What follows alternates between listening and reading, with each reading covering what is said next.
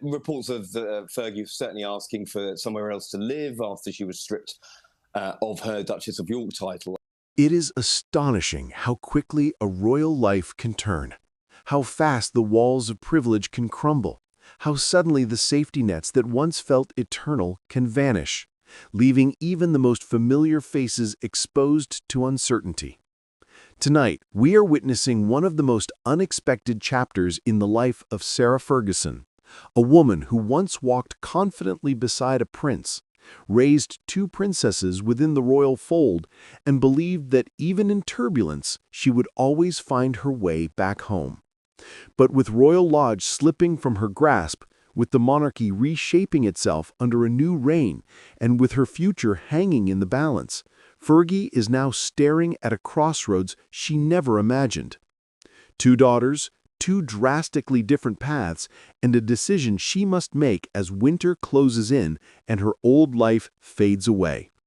What happens next for the former Duchess could redefine not only where she lives, but who she becomes. Before we dive in, there's something I need to share with you. Over the past few days, thousands have watched these stories unfold, but most haven't subscribed. If you're one of them, I invite you now to join us.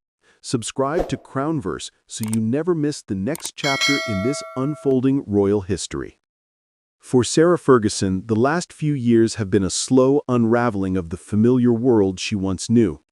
Publicly, she has always presented herself with warmth, resilience, and optimism.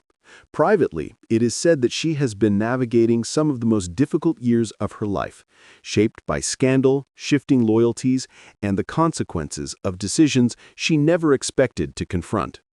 When King Charles decided to strip Andrew Mountbatten-Windsor of his remaining honors and push him out of Royal Lodge, it didn't just affect the disgraced former prince, it changed everything for Fergie. She had lived under that roof for more than 15 years, building a life that blended independence with familiarity, comfort with proximity.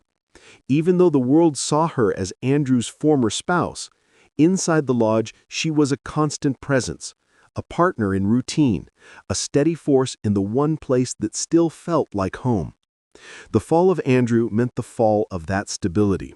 When news broke that Andrew had agreed to vacate Royal Lodge and move into a smaller property on the Sandringham estate, the cascading effect on Sarah became clear. Without the lodge, she had no official royal residence of her own. She holds no title, no role, no formal place within the monarchy structure. Overnight, newspapers described her as essentially homeless, a dramatic phrase that is not literally true, but conveys the gravity of her situation.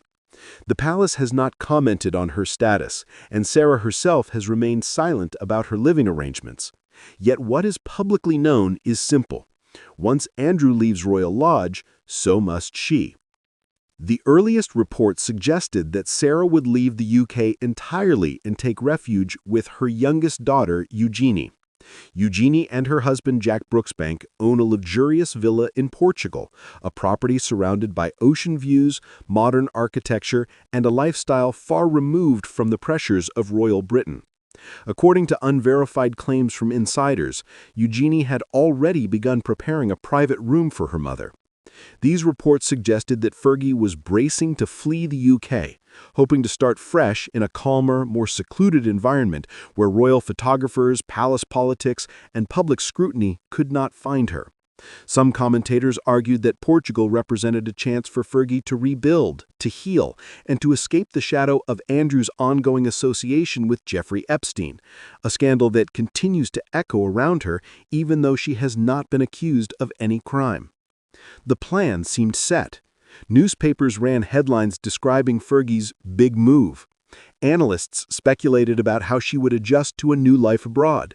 Some commentators even suggested that Sarah saw Portugal as the first step towards reinvention, an opportunity to redefine herself away from royal proximity. But then, unexpectedly, everything shifted.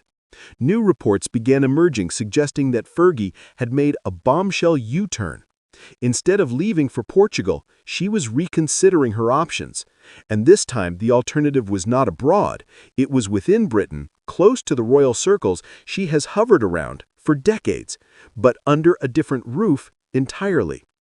According to these reports, Sarah is now contemplating a move to the Cotswolds, where her older daughter Beatrice owns a stunning £3.5 million estate.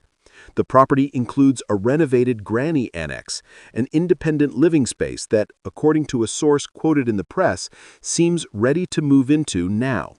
The source added vivid details: fresh pointing of the stonework, newly painted woodwork, renovated gutters, and a separate entrance for privacy. They also mentioned a delivery of propane gas bottles arriving precisely when the first winter cold snap hit, implying that someone could be moving in soon. While these details are intriguing, it is important to emphasize that they are based on anonymous observations and remain unverified.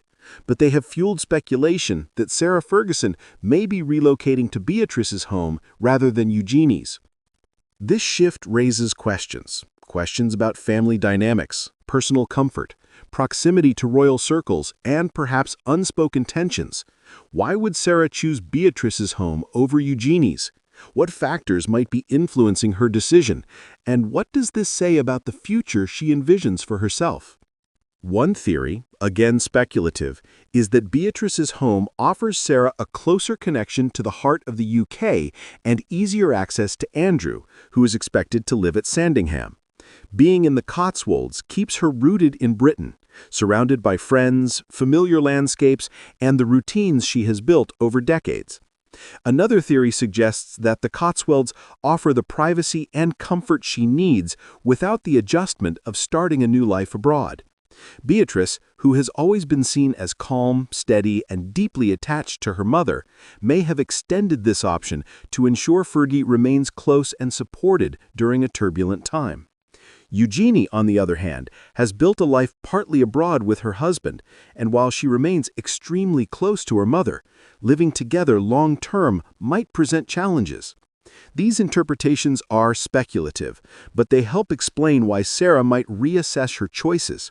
Her daughters are her greatest allies, and choosing between two loving homes cannot be simple.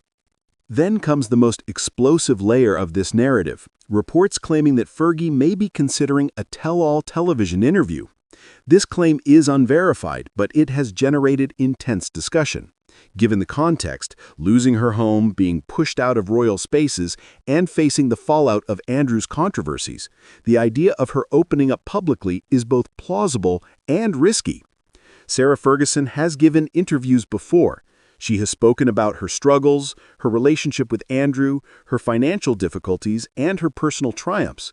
But a tell-all now, amid the fallout from the Epstein scandal, would be far more controversial. Such an interview could offer her a platform to reshape her narrative, humanize her struggles, and explain the decisions she has made behind closed doors. But it would come with consequences. The palace traditionally dislikes public disclosures of private matters. A high-profile interview could strain relationships, trigger backlash, or even sever remaining ties. Still, supporters argue that Sarah has little left to lose. Without a title, without a royal home, and without a public role, she is no longer bound by the same constraints that once shaped her life. She is free to speak if she chooses, and the world would listen.